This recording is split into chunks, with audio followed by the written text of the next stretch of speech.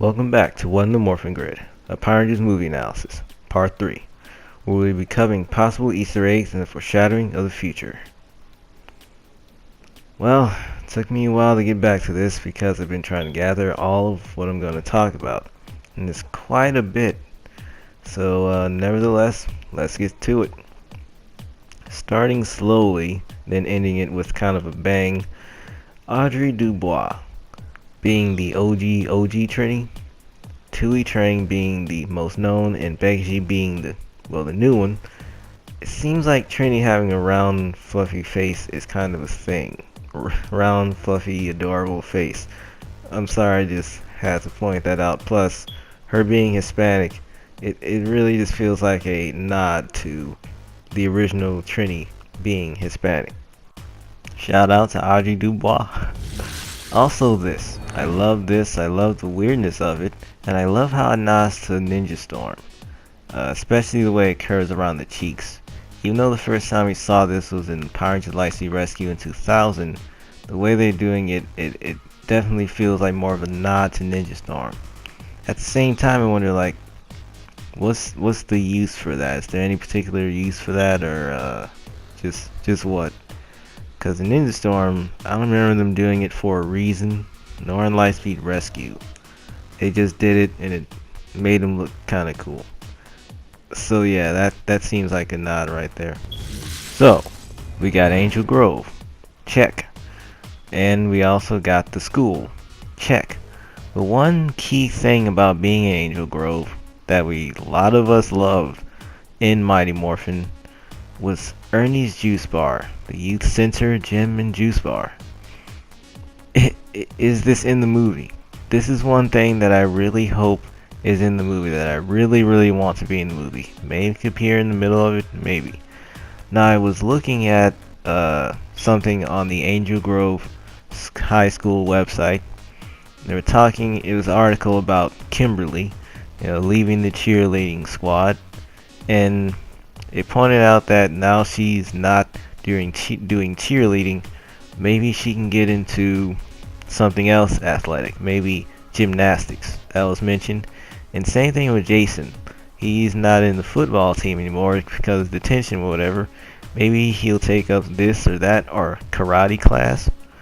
I was like, okay, that's a nod, and I hope that's not a throwaway nod, because just don't do it like that. In Ernie, I want Ernie to be in this movie. Having Ernie in the show throughout Mighty Morphin, Zeo, Turbo, he was kind of the sort of a glue that helped keep the friendship banter of the team flowing. Him giving them the drinks and whatnot, I always wanted those drinks, especially the one that looked blue. I remember a blue one. But yeah, he really should be someone who should be in this movie. He'd be quite a nice levity to the things that'd be going on in this movie that'd be more serious. Next, what about Miss Appleby and Mr. Kaplan? Miss Appleby was the more sweethearted teacher. She, I remember her in an episode during the science class, or a show and tell something. She was sprayed by some volcanic foam, something like that. She took it well, but she was still stern about making sure the kids learn. While Mr. Kaplan was the more hard-nosed teacher, little meaner. He would he put Bulk and Skull in detention at times, or once. Now, I consider that Kaplan may be the reason that Jason, Billy, Kimberly, Trini, and Zach, I think, are in detention. That'll be a nice callback to a bad reflection on You, where they all were in detention. And of course, Colt Wallace, which I still think may be Bulk. I just haven't seen any confirmation that he isn't. He is the bully. All in all, Bulk and Skull should be confirmed to be in this movie. Lionsgate, y'all can make them work. Come on. Next up, who you're looking at here is to the left, Adam Park, who replaced Zack as the Black Ranger in the Mighty Morphin Power Rangers movie. Aisha Campbell, who replaced Trini, same movie, and went on into season 3. Same for Rocky DeSantos, who replaced Jason as the Red Ranger. I may be speaking too soon here, but I do see room for them to appear a little bit.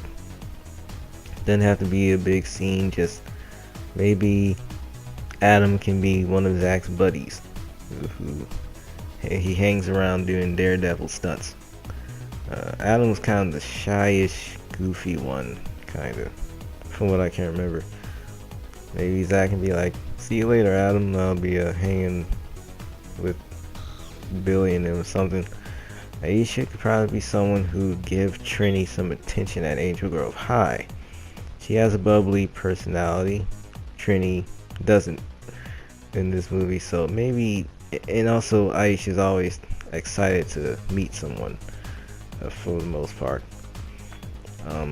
So maybe she could be that one person who wants to show Trini around the school a little more and just buddy out.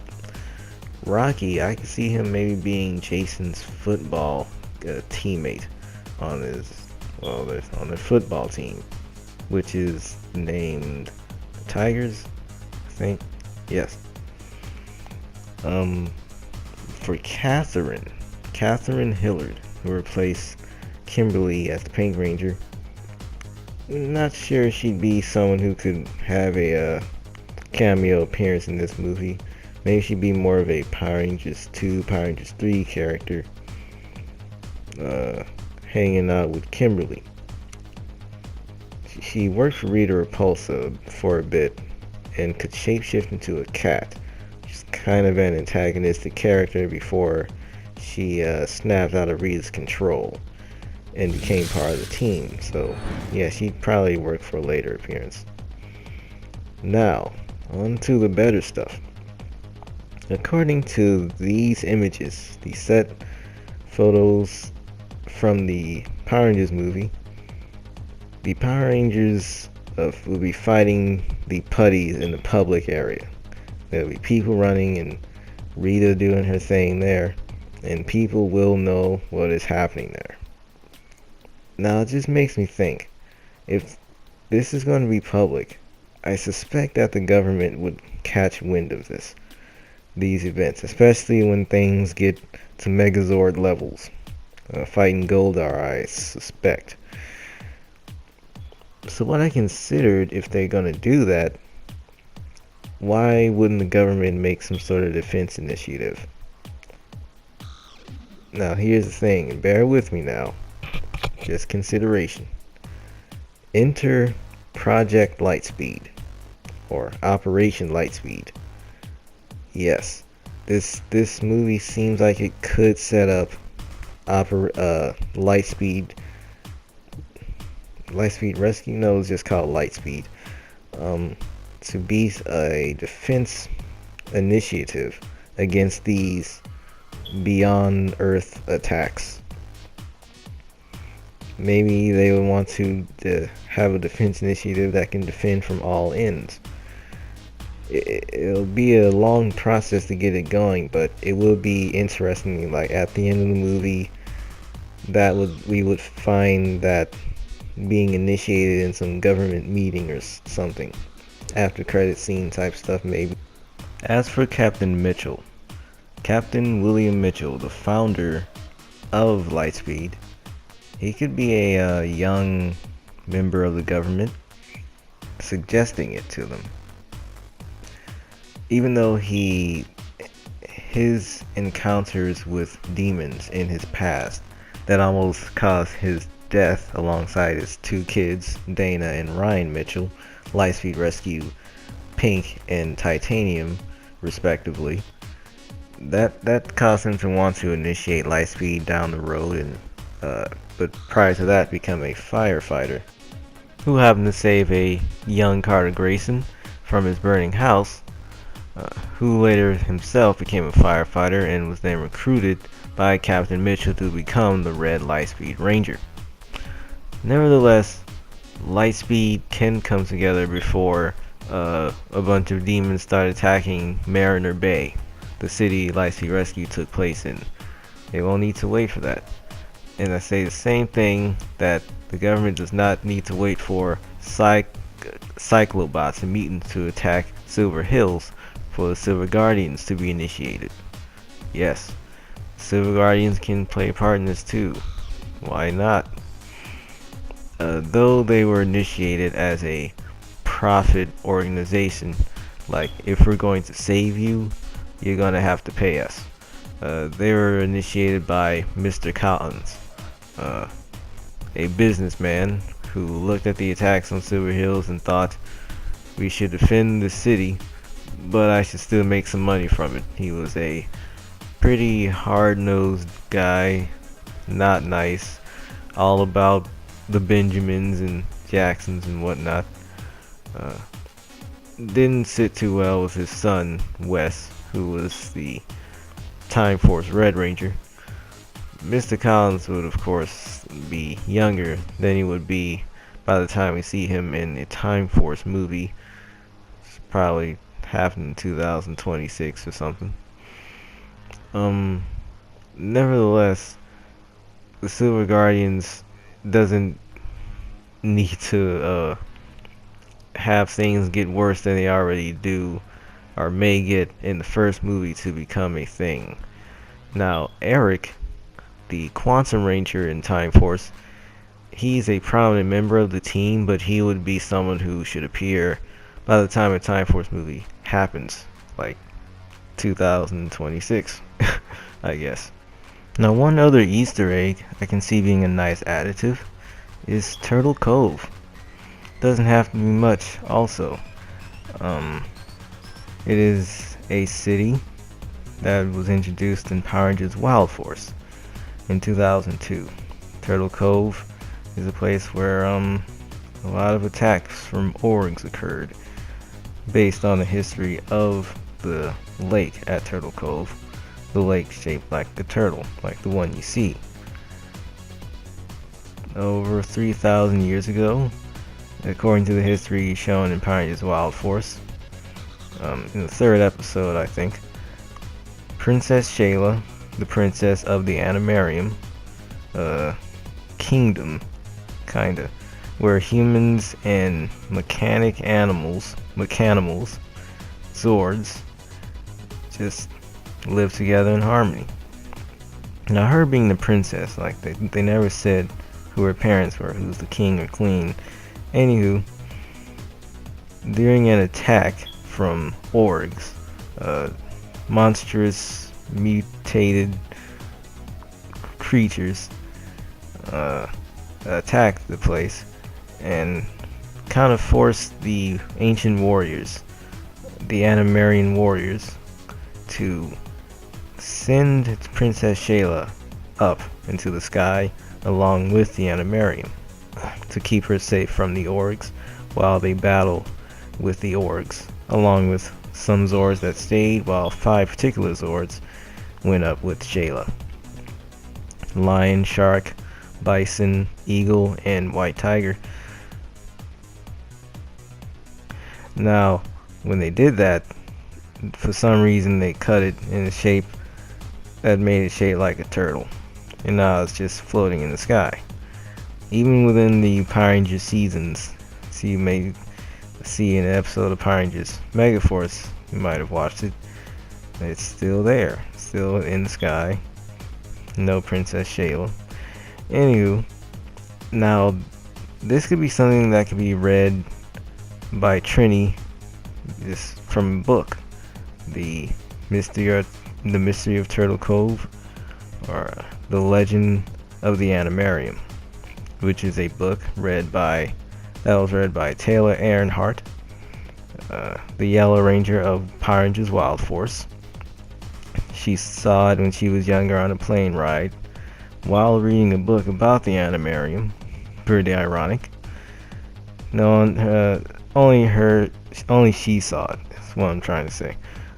Her mom didn't see it. It was one of those things And then she saw it older when she would join the Air Force, along with seeing the Yellow Eagle for the first time. Now that can be woven into the movie in a way, just like in a subtle way, like I said, through a book, or say Google Maps can detect it, but it's like something they blur out or something the government can know about, but they wouldn't want to tell anyone. There's a floating landmass shaped like a turtle in the sky, and they see giant colorful robot animals on it, so you wouldn't want to say that to anyone. This can be a little seed that can be a nice callback to Wild Force, but can be a seed that can set up a Power Rangers Wild Force movie down the road. All in all, one of the bigger Easter eggs they can do for this movie, that's what I thought of ever since I heard Rita Repulsa say, "I've killed Rangers before." I thought about, there's, in the Power Rangers lore, there's a lot of planets with Rangers. Triforia, KO-35, Aquitar, and Sirius, I think, depending on when Doggy became the Shadow Ranger, I forget. But they can touch upon that just by having Zordon maybe saying in the movie, there are many Rangers stationed throughout the galaxy to safeguard the safety of humanity and peace, and stuff like that. And by that, maybe the Aquitarians can get involved in some way. Not through an appearance necessarily, but say there are Rangers on the planet Aquitar, or maybe they can appear in a third Power Rangers movie, hopefully.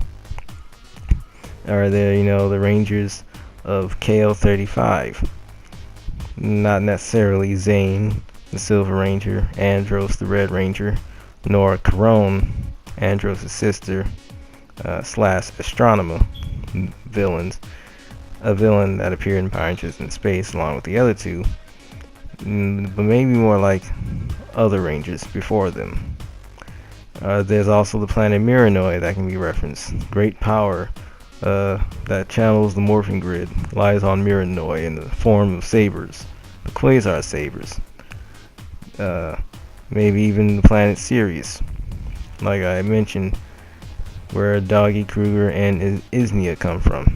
Isnia being Doggy Kruger's wife. They appeared in Power Rangers S.P.D. Oh, by the way, Miranoi was in Power Rangers Lost Galaxy.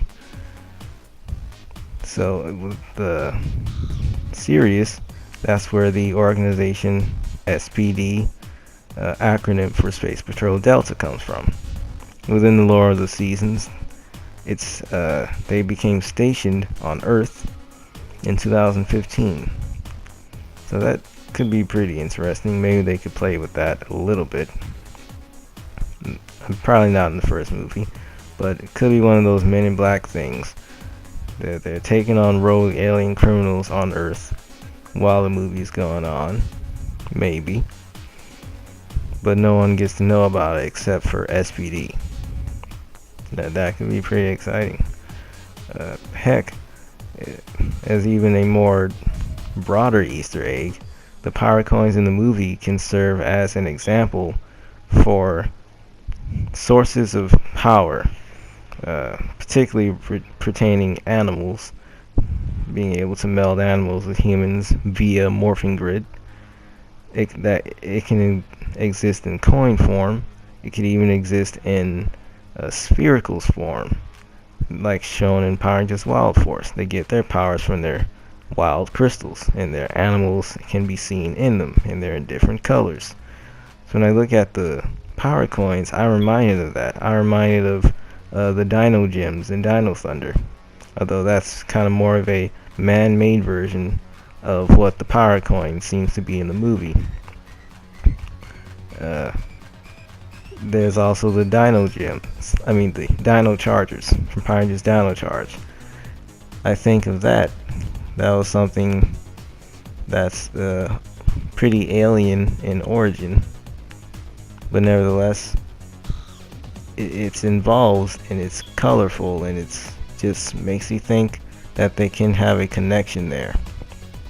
I mean, all these references can definitely spread out past the Power Rangers of the 90s. Dean Israelite did say there's Easter eggs in the movie that pertain to the larger Power Rangers universe. Heck, they got Reefside as a street or a drive, whatever, in the movie. I would look for Reefside in Vancouver in Canada on Google Maps. There's apparently no Reefside, so they explicitly put that there. And Ocean Bluff, the city that was introduced in Power Rangers Jungle Fury, they have those as little references in the movie. And Reefside being some Dino Thunder type stuff. That's sweet. That's sweet to me as someone who watched all Power Rangers seasons. All in all, we got these going, but what we can rely on for sure is Shane Mondero. A rebel with a cause, Shane Mondero is best known for his organized skating sessions in the quad. His daring style can be spotted a mile away. There is a reason all the skater boys use the hashtag Mohawk Monday. Yeah. When I saw this guy on the Angel Grove High School screenshot this page on their website, I thought, Shane, skater, and he looks a little Samoan in the face. Like looks like he could be of Samoan descent. I got reminded of Shane Clark from Power Rangers Ninja Storm. Just take a look at this. I showed my mom, who doesn't know these two guys at all, and I asked her, does the guy on the right look like the younger version of the guy on the left? She said, yeah, they do. And I know she doesn't know these characters, but that's kind of seems like more of a testament to how much they put thought into who they chose to be Shane Mondero of Angel Grove High. Now, where did Shane Clark go to high school when he was 14 or whatever? We're never told that. Didn't even go to school. Anywho, but we do know Shane Clark, Rare Ranger Power Ranger Ninja Storm, was a skater. And plus, they just had to give Shane Mondero a mohawk. That's, I mean, come on. This is what made me make this video. This is what helped me make this video. I probably would have made it without him because of some other stuff, but nevertheless, he really inspired me because I know that if they're reaching as far as Shane the skater, Hawk type connections, I'm thinking, yeah, they know this stuff about Power Rangers over there. So maybe we can get some further subtle references in the nearby future within the movie. But like I said, doesn't have to be a big reference. So, tell me what you thought about this video. If you enjoyed it, would you like it? It'd be nice. I'm not sure if I'm gonna make more videos like this. Depends on what else comes out. I might make a must-haves for this movie. A must-haves video. But nevertheless, what I do know is that I would like to take a break. It took me a long time to get this video done because just had to gather all the pieces and images and edit them just right. Woo! 2 weeks since I posted something, and before that last video about Goldar that I made, I was still putting together this video. Yeah. So, subscribe for more, please. because I also do gaming. I'm gonna get back on Infamous Second Son, play some Paper Trail, gonna get back on some Mortal Kombat X type stuff, maybe play some Star Wars Battlefront. There's not much I can do on there. DLCs is kind of an issue. And I'm gonna be playing Dragon Ball Xenoverse 2 in the near future. And Transformers Devastation, because I also downloaded that. So yeah, as I always say, by this stream, I usually stream video games. Anyway, by this video, you have been FF justified in stuff. See you later.